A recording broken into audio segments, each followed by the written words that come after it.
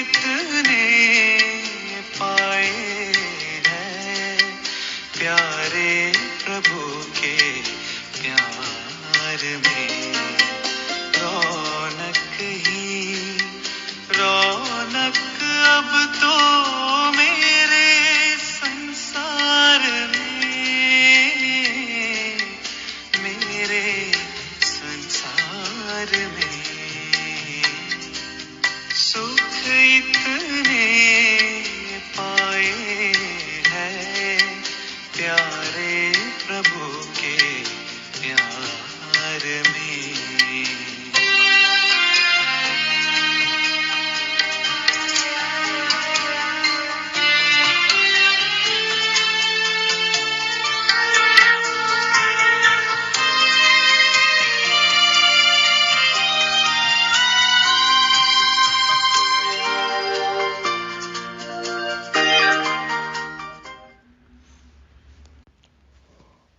ओम शांति। सर्व की मनोकामनाएं पूर्ण करने वाले विशेषता संपन्न मस्तक मणियों को गॉडली मॉर्निंग। दुख भरे दिन बीते रे भैया, अब सुख आयो रे। अच्छे दिन आने वाले हैं या आ गए। यदि अभी भी हम अनुभव नहीं करते सुख के दिन का, सुख का, तो फिर कभी नहीं कर सकते। बाबा के बच्चों के तो अच्छे दिन ही चल रहे हैं, तो हमें औरों को भी अब धीरज धराना है, समझाना है ना। सभी निश्चय बुद्धि है, सभी खिले खिले, सदा खुश रहना है और सभी को उदासी से दूर ले जाना है। और इस काम में, रूहानी यात्रा में थकना नहीं है। No rest. सदा रिलैक्स रहना है और क्या करना है, उमंग उत्साह से सेवा में, रूहानी यात्रा में निरंतर लगे रहना है। सबके प्रति शुभ भावना हो, शुभकामना हो। आज तारीख है 13 अक्टूबर 2023। तो अब सब कुछ तेरा, इसी भाव से सुनते हैं आज के शिव भगवान वाच। मीठे बच्चे धीरज रखो, अब तुम्हारे दुख के दिन पूरे हुए, सुख के दिन आ रहे हैं। निश्चय बुद्धि बच्चों की अवस्था धैर्यवत रहती है। बाबा कहते हैं धीरज रखो, अब तो सुख के दिन आए कि आए, दुख के दिन पूरे हो रहे हैं, लेकिन इस बात का निश्चय हो। तो जिनको निश्चय है कि ये कौन कह रहे हैं, भगवान आ गए, अब तो दुख दूर होना ही है ना, तो जिनको निश्चय है उन बच्चों की अवस्था धैर्यवत रहती है, तो वो कभी भी हलचल में नहीं आएंगे, दुख का वर्णन नहीं करेंगे, क्योंकि पता है अब तो सुख की दुनिया में जाने वाले हैं। तो धैर्यवत रहना है, निश्चय बुद्धि होना है। सुख आए कि आए, हम तो सुख में ही चल रहे हैं ना। प्रश्न है, किसी भी हालत में मुरझाइश न आए, इसकी सहज विधि क्या है? कभी भी दिल शिकस्त न हो, उदास न हो, कैसे हो सकता है? उत्तर में बाबा कहते, ब्रह्मा बाप का सैंपल सदा सामने रखो। कितने भी उतार चढ़ाव आए यज्ञ में, लेकिन ब्रह्मा बाबा हमारे सामने उदाहरण मूर्त। तो बाबा कहते हैं उनका उदाहरण, उनका सैंपल सदा सामने रखो। इतने ढेर बच्चों का बाप, कोई सपूत बच्चे हैं तो कोई कपूत, कोई सर्विस करते, कोई डिस सर्विस, फिर भी बाबा कभी मुरझाते नहीं, घबराते नहीं। फिर तुम बच्चे क्यों मुरझा जाते हो? तुम्हें तो किसी भी हालत में मुरझाना नहीं है। ब्रह्मा बाप पर कितनी बड़ी जिम्मेवारी है ना। शुरुआत में 350-400 बच्चे थे, सब अलग अलग संस्कार वाले। इतनी परेशानियाँ आई, इतने हंगामे हुए, लेकिन ब्रह्मा बाबा एकदम निश्चिंत, धैर्यवत। तो बाबा कहते हैं कि तुमको फिर किस बात की चिंता है? हाँ, शिव बाबा का काम है ना। तो ब्रह्मा बाबा को पूरा निश्चय था कि बाप का काम है वही संभालेंगे। तो बाबा कभी मुरझाए नहीं, घबराए नहीं। तो बाबा कहते हैं तुम क्यों ऐसे करते हो? किसी भी हालत में मुरझाना नहीं है, कुछ भी हो जाए सब बाबा पर छोड़ दो। गीत बजाओ।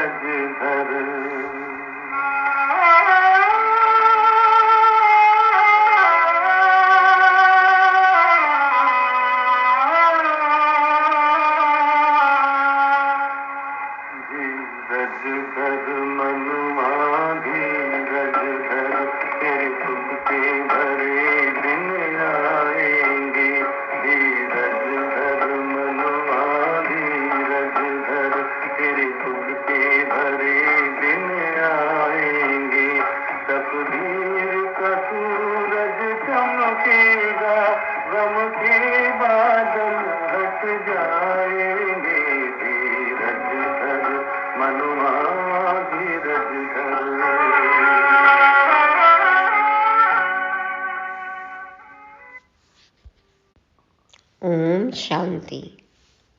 तो सबको समझाना है कि भगवान आ चुके हैं, अब सुख के दिन आने वाले हैं। गम के बादल आते हैं तो क्या होता है? आंखों से बरसात होने लगती है ना। तो फिर ये अब सबको समझाना है कि अब रोने की ज़रूरत नहीं है, सुख के दिन आए कि आए। ओम शांति। धीरज धर मनुआ, मनुष्य को नहीं कहा जाता। मन बुद्धि आत्मा में है, यह आत्मा को कहा जाता है।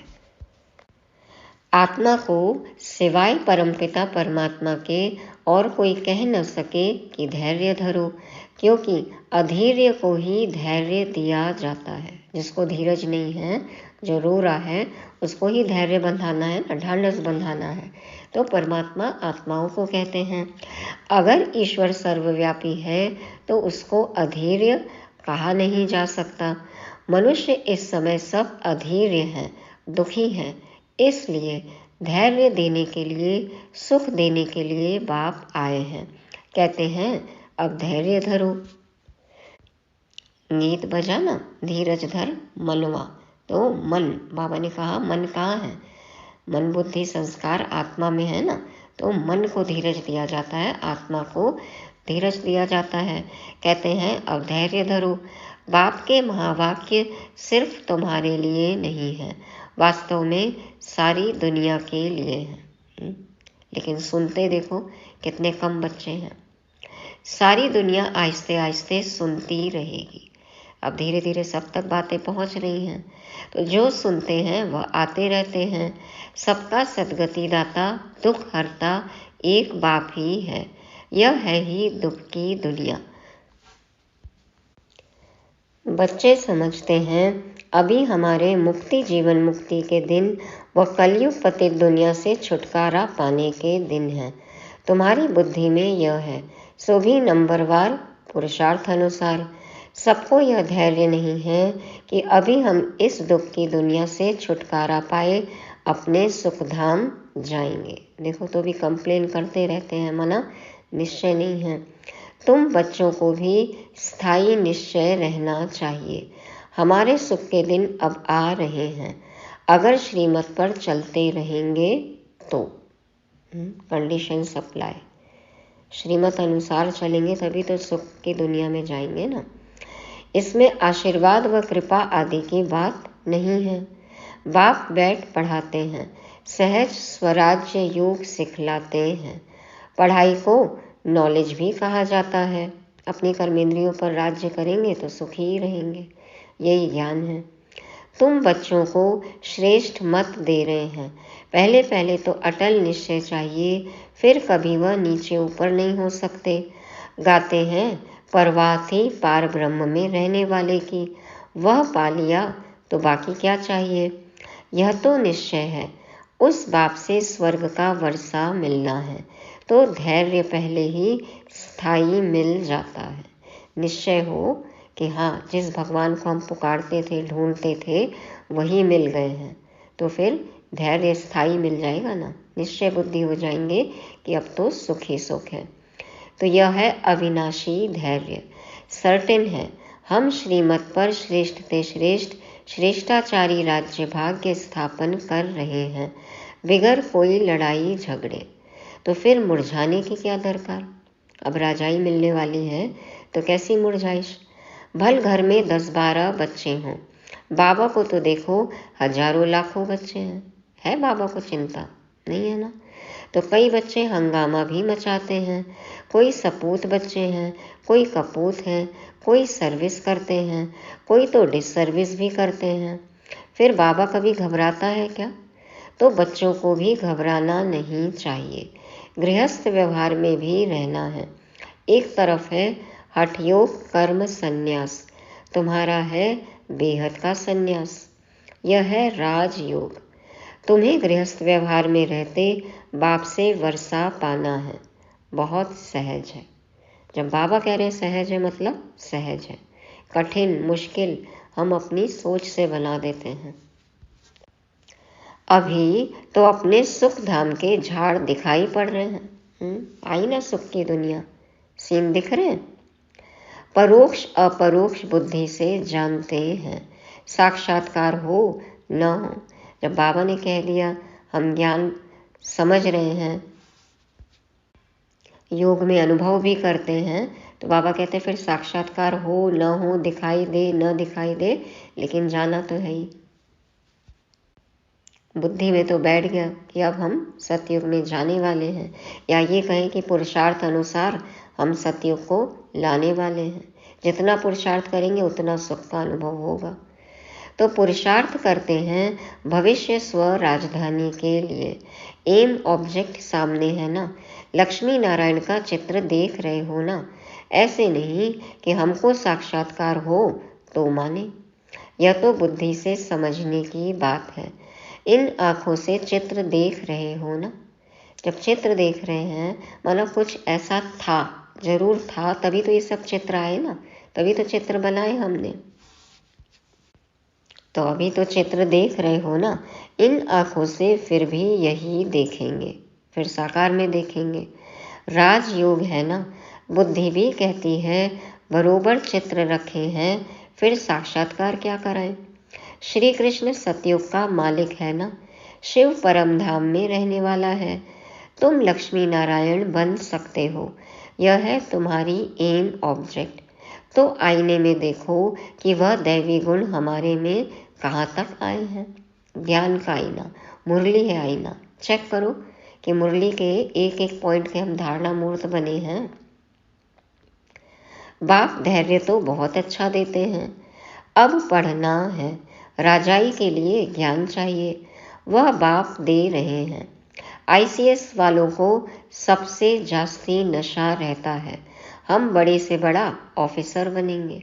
आईएएस आईसीएस हम भी है ना।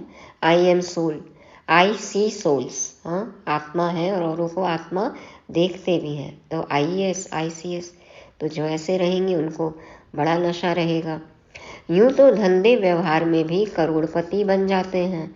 बाबा फिर तुमको यह धंधा सिखलाते हैं, सट्टा मट्टा का।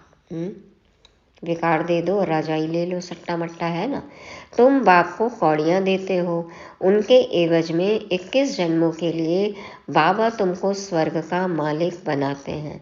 यह सौदागरी भी है तो पढ़ाई भी है। सिर्फ सौदागरी से काम नहीं, वर्ल्ड की हिस्ट्री ज्योग्राफी का भी नॉलेज चाहिए ना। स्वदर्शन चक्रधारी भी बनना है। जितना पढ़ेंगे उतना ऊंच पद पाएंगे।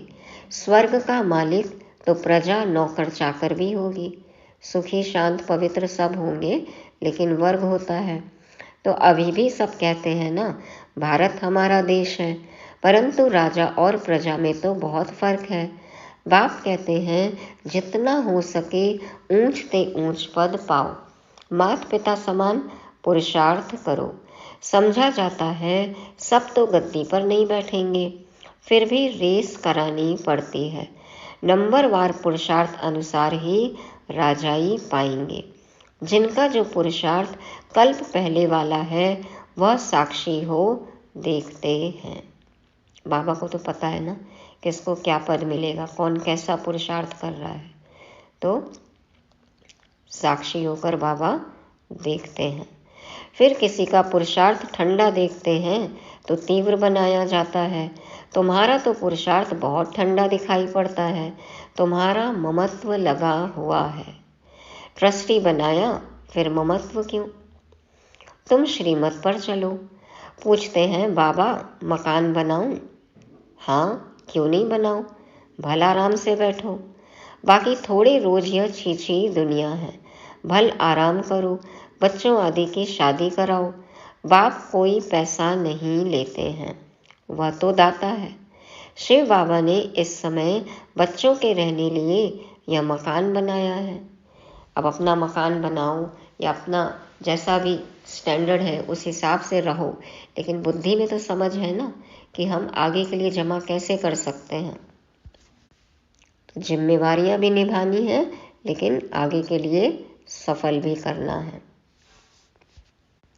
नए नए कंस्ट्रक्शन होते हैं, बाबा मकान बनवाते हैं बच्चों के लिए, तो बाबा तो खुद नहीं रहते हैं ना, तो अपने रहने लिए तो यह शरीर निमित्त बनाया है। जीव आत्माओं को तो जरूर रहने के लिए मकान चाहिए, तो तुम बच्चों के लिए बना रहे हैं। कई कहते हैं ना कि आप लोग विनाश विनाश कहते हैं, फिर इतने कंस्ट्रक्शन क्यों कर रहे हैं? नहीं करे कंस्ट्रक्शन तो सेवा कैसे हो, बच्चे आके रहे कैसे? तो बाबा कहते हैं बाबा भी इस मकान में बैठे हैं ना, तो ब्रह्मा तन है बाबा का मकान। और ब्रह्मा बाबा देखो इतना नया कंस्ट्रक्शन हुआ फिर भी उसी पुराने कमरे में, पुरानी झोपड़ी में ही रहते थे। तो सब बच्चों के लिए, सब हमारे लिए है। यह तुम जानते हो, हमारा वह है आत्माओं का बाप और यह है शरीर का बाप।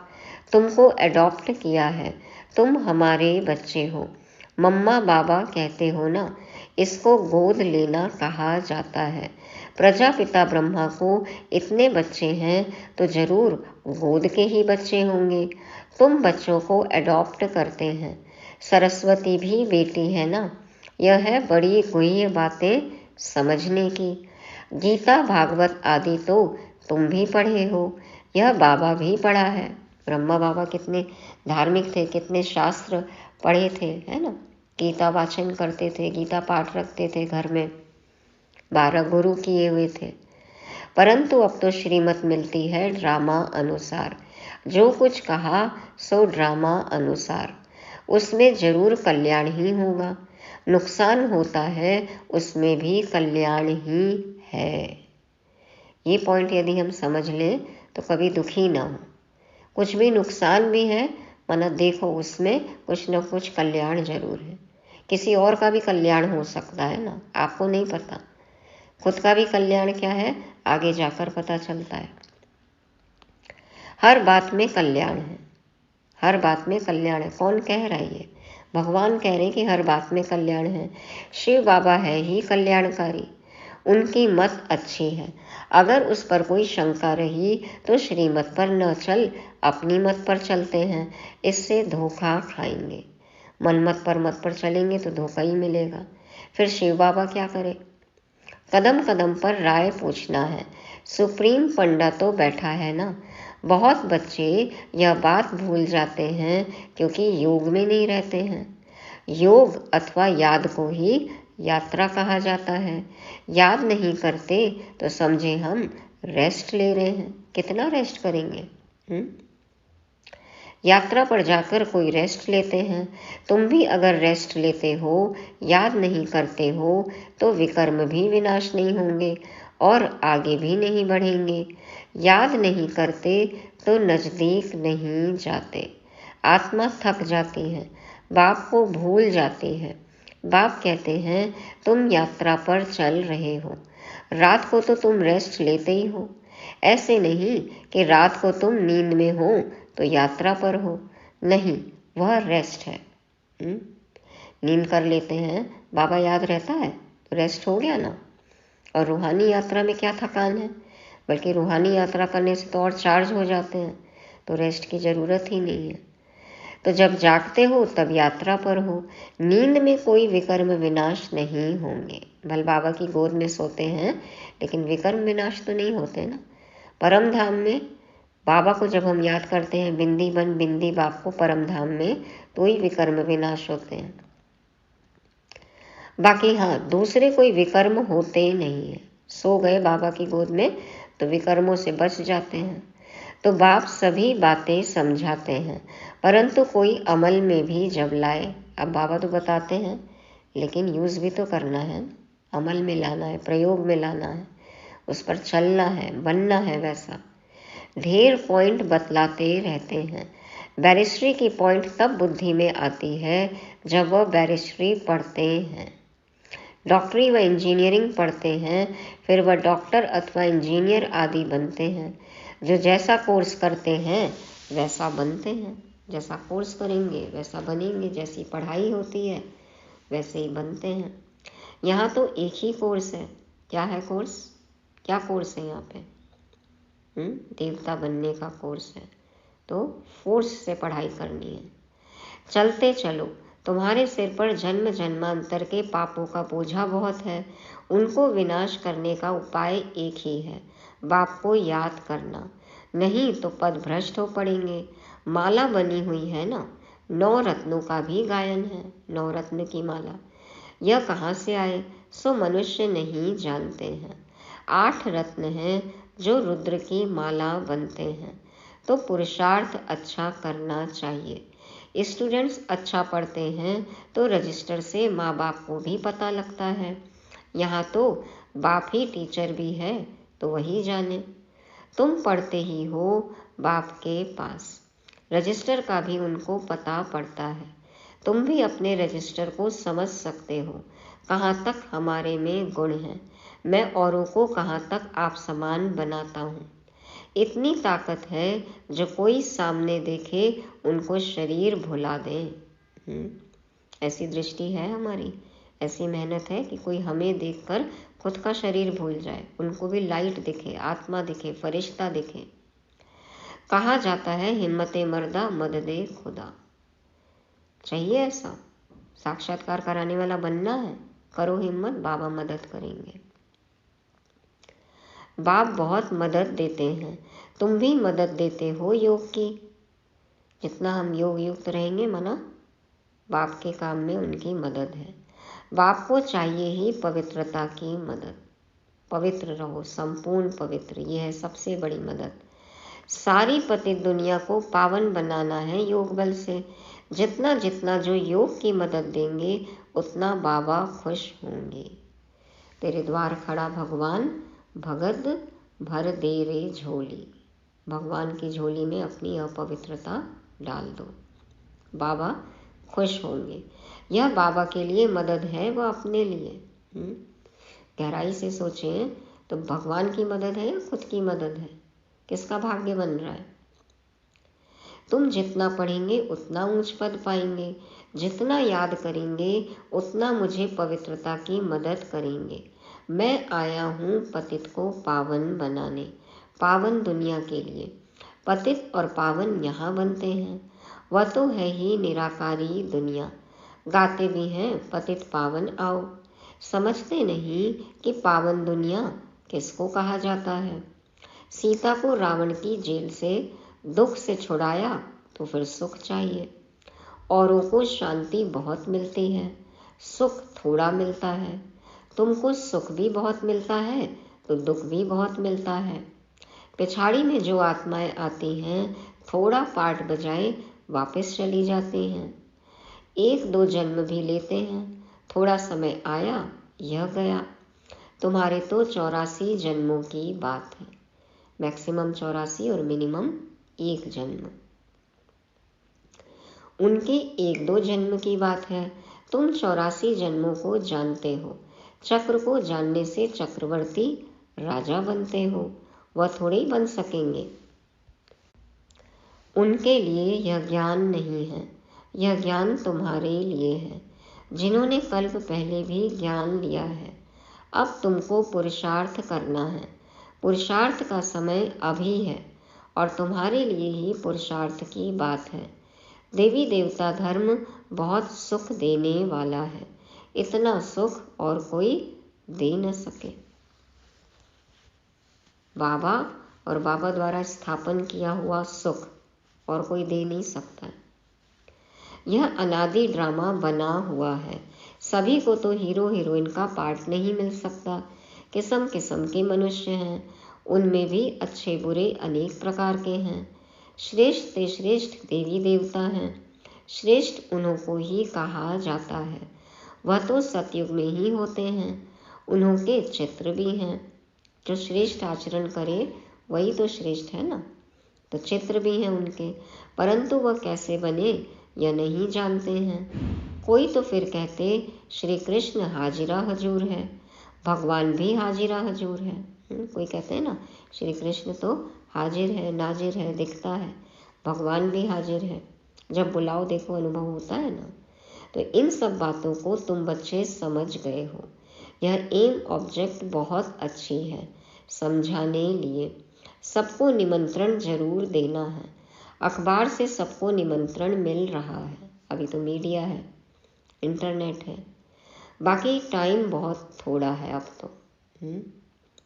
बाबा कहते हैं अभी बाकी टाइम बहुत थोड़ा है। अब तक बच्चे यात्रा करते करते थक जाते हैं तो बैठ जाते हैं। माया के तूफान सहन नहीं कर सकते हैं। युद्ध के मैदान में माया तो जरूर पकड़ेगी। युद्ध के मैदान में है तो सामना तो करना ही होगा। रुस्तम से रुस्तम होकर लड़ेगी। जितना हम बाबा की तरफ जाएंगे माया अपनी तरफ खींचेगी। जोर से तूफान आएंगे। फिर कहते हैं जब से ज्ञान में आया हूँ तो विघ्न बहुत पड़े हैं, धंधे में भी घाटा हुआ है। परीक्षा तो आएगी ही ना, ठोकेंगे तभी तो ठाकुर बनेंगे। तो कहते हैं ना भक्ति छोड़ दी और देखो ज्ञान में चलने से और ही परेशानी हो गई। तो बाबा कहते हैं ऐसे मत समझो, ज्ञान में आए हैं तब विघ्न पड़ते हैं, ऐसे मत समझो। ये तो कार्मिक अकाउंट है, क्लियर तो होना ही है, बल्कि बाबा की मदद है तो और जल्दी जल्दी खत्म हो जाए, अच्छा है ना। तो यह तो दुनिया में होता ही रहता है, इनसे डरना नहीं है। कभी शुक्र की दशा, कभी राहु की, कभी किसकी दशा बैठती है। चलते चलते फां हो जाते हैं, फक पड़ जाते हैं, दिल शिकस्त हो जाते हैं, हार जाते हैं। राहु की दशा कड़ी होती है, माया खा जाती है तो काले का काला बन जाते हैं, फिर से पतित दुनिया में चले जाते हैं। माया थप्पड़ लगाए एकदम काला मुंह कर देती है। माया की भी जीत होगी। कब होगी? जब बाप से हम दूर होते तो माया की जीत होती है।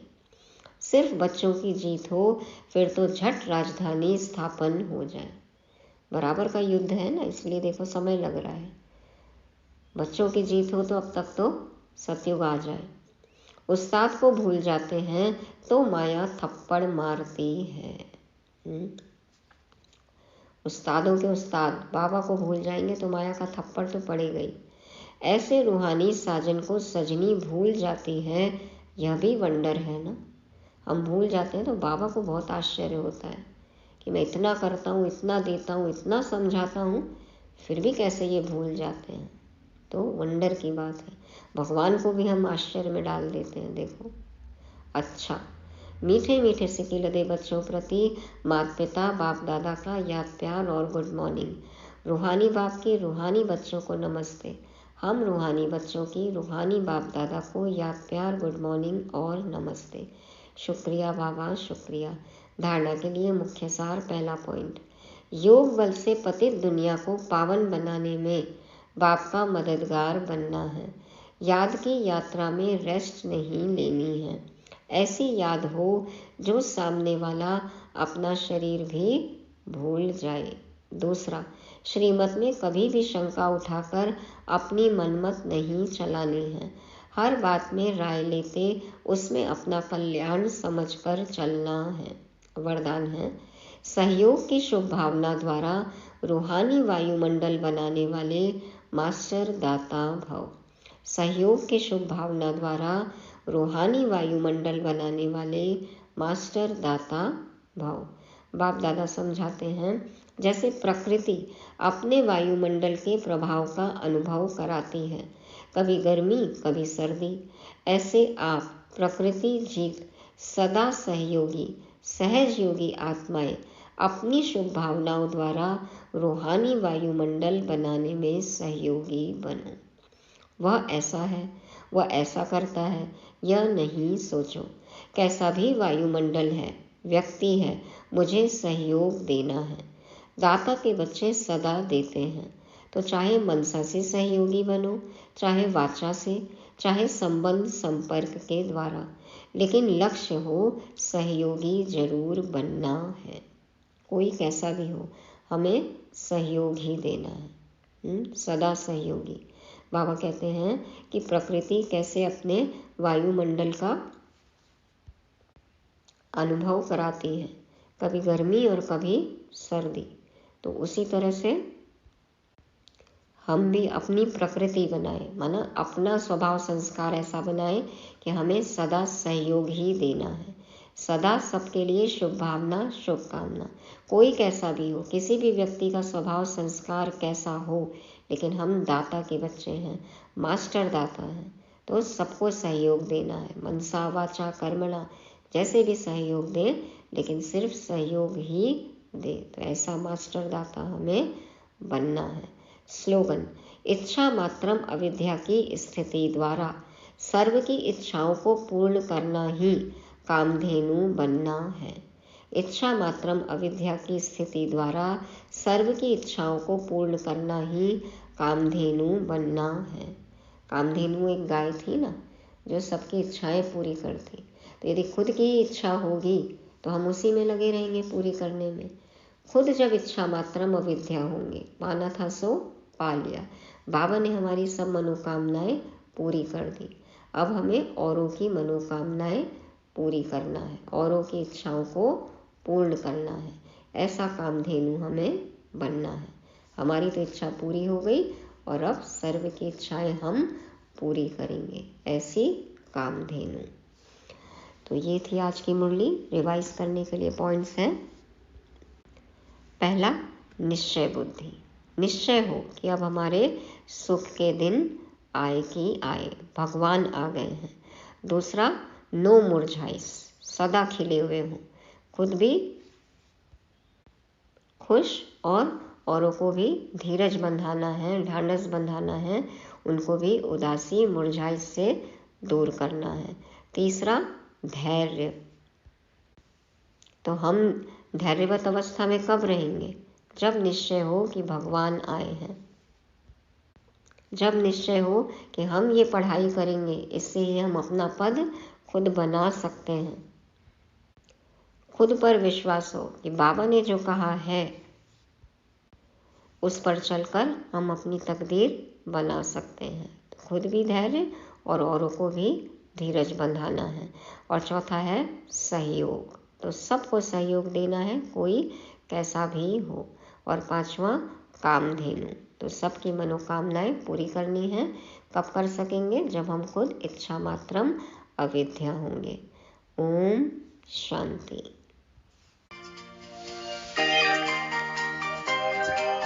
चाहतों का रंग मिला, मन चमन मेरा खिला। चाहतों का रंग मिला, मन चमन मेरा खिला। आबाद हुआ हर लम्हा, अब उसके दुलारे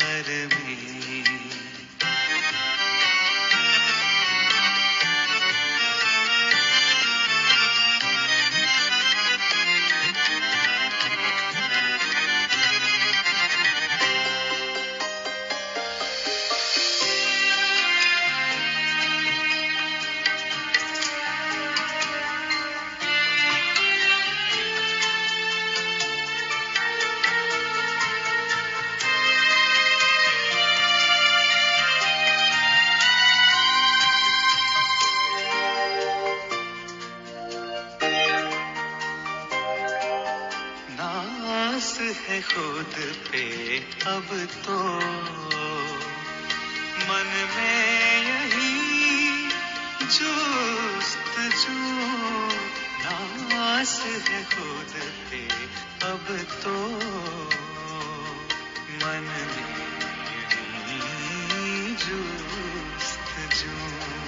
सात सुरों की गुंजन है मन के हर एक तार में, मन के हर एक तार में। सुख इतने पाए हैं प्यारे प्रभु के प्यार में, रौनक ही रौनक अब तो